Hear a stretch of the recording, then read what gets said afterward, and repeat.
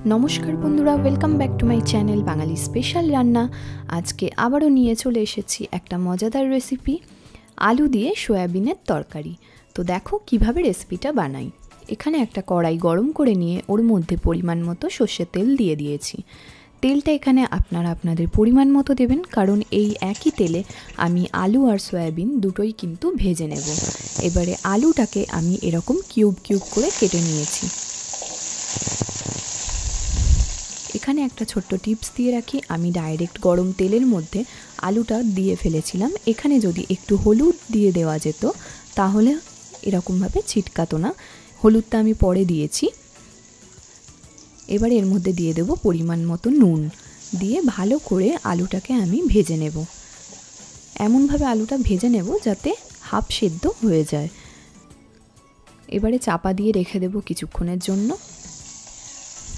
2 minute পর চাপাটা খুলে আমি আবার ভালো করে একটু নাড়াচাড়া করে নেব আর খুন্তি দিয়ে কেটে কেটে দেখে নেব আলুগুলো সেদ্ধ হয়েছে কিনা। তো আমার মনে হচ্ছে আলুগুলো অনেকটাই সেদ্ধ হয়ে এসেছে। তো তোমাদেরকে আমি একটু দেখিয়েও দিলাম একটা খুন্তির সাহায্যে কেটে, মোটামুটি সেদ্ধ হয়ে গেছে।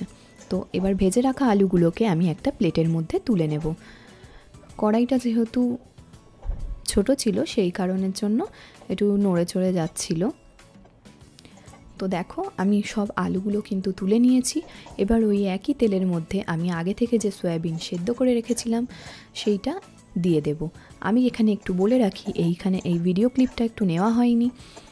আমি সোয়া চাংস নিয়েছিলাম, যে সয়াবিনের প্যাকেটটা, ওইটাই আমি সেদ্ধ করে একটু নুন দিয়ে সেদ্ধ করে নিয়েছিলাম, দিয়ে খুব নিংড়ে জলটা বার করে নিয়েছিলাম সয়াবিন থেকে, একটুও যাতে জল না থাকে। দিয়ে ওই একই তেলের মধ্যে যে হলুদ আর নুন দুটোই দেওয়া ছিল আমি ভালো করে একটু ফ্রাই করে নিলাম। তবে খুব বেশি ভাজার দরকার নেই, একটা চামড়া চামড়ার মতো হয়ে যায়। তো আমি সয়াবিনটাকে একটা প্লেটে ঢেলে নেব।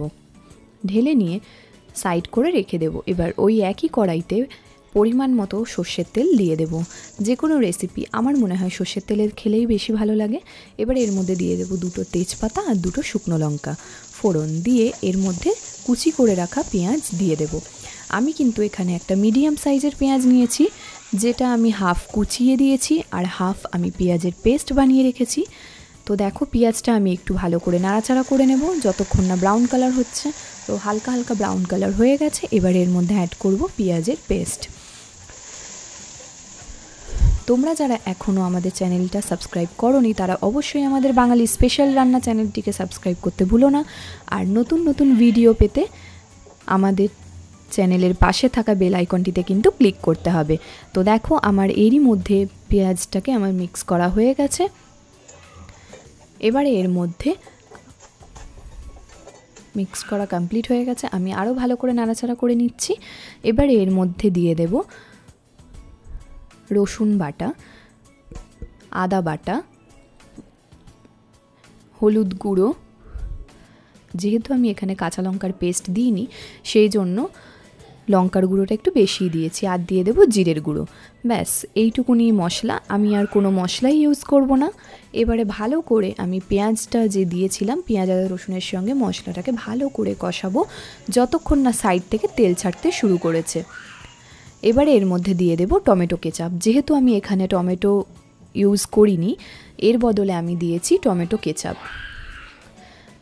তো টমেটো কেচাপটা দিলে কিন্তু টেস্টটা আরও খেতে সুন্দর হয়, সেই জন্যেই দেওয়া। এটা যদি তোমরা নিরামিষও করতে চাও সেক্ষেত্রে এই টমেটো কেচাপ দিয়ে করে দেখো, আশা করছি তোমাদের খুব ভালো লাগবে। এবারে দিয়ে দেব পরিমাণ মতো নুন। নুনটা কিন্তু বুঝে শুনে দিতে হবে, কারণ নুন আমি আগেও দিয়েছি। তো দেখো আমার কষানোটা অলমোস্ট কমপ্লিট হয়ে এসছে। এবারে এর মধ্যে অ্যাড করে দেবো ভেজে রাখা আলু। আলুটা দিয়ে আমি আবার ভালো করে কষাবো যতক্ষণ না আলুটা পুরোপুরি সেদ্ধ হয়ে যাচ্ছে। তো কনস্ট্যান্ট আমি নাড়িয়ে যাচ্ছি গ্যাসের ফ্লেমটা হাই করে। এবারে এর মধ্যে অ্যাড করে দেব পরিমাণ মতো জল। যেহেতু আমার কষানো কমপ্লিট হয়ে গেছে, তেল ছাড়তে শুরু করে দিয়েছে, তারপরে আমি এর মধ্যে 2 বাটি পরিমাণ জল অ্যাড করে দিয়েছি। মশলাগুলো ভালো করে মিশিয়ে নিতে হবে জলের সাথে। ঝোলটা ফুটতে শুরু করে দিয়েছে। কালারটা কিন্তু হ্যাবক কিছু হয়নি, কিন্তু খেতে খুব সুন্দর হয়েছিল, হালকা পাতলা একটা ঝোলের রেসিপি। তো দেখো এবারে আমি চাপা দিয়ে রেখে দেবো 5 মিনিট মতো। আলুটা আমার পুরোপুরি সেদ্ধ হয়ে এসছে। এবারে আমি এর মধ্যে অ্যাড করব ভেজে রাখা সয়াবিনগুলো। শক্ত করে ভাজার না কারণই হচ্ছে এইরমভাবে যাতে সয়াবিনগুলো দিলে ঝোলগুলো অনায়াসে ওর মধ্যে ঢুকে যেতে পারে আর টেস্টটাও যেন সুন্দর হয় খেতে। তো দেখো আমার কিন্তু সয়াবিনের তরকারি অলমোস্ট কমপ্লিট। ভালো লাগলে লাইক শেয়ার কমেন্ট করতে ভুলো না। আর আমাদের চ্যানেলে কী ধরনের রেসিপি তোমরা দেখতে চাও সেটা আমাদের চ্যানেলে কমেন্ট করে জানিও। আমরা চেষ্টা করব সেই ধরনের রেসিপি তোমাদের সঙ্গে শেয়ার করার। তো দেখো এখানে কিন্তু আমার ঝোলটা অলমোস্ট শুকিয়ে এসছে। আমার কিন্তু সয়াবিনের তরকারি কমপ্লিট হয়ে গেছে রেসিপিটা। এটা কিন্তু গরম গরম রুটির সঙ্গে বা পরোটার সঙ্গে ভীষণ ভালো লাগে খেতে। আশা করি তোমাদেরও এই রেসিপিটা ভালো লাগবে। ভালো লাগলে আমাকে অবশ্যই কমেন্ট করে জানিও। Tata, thank you.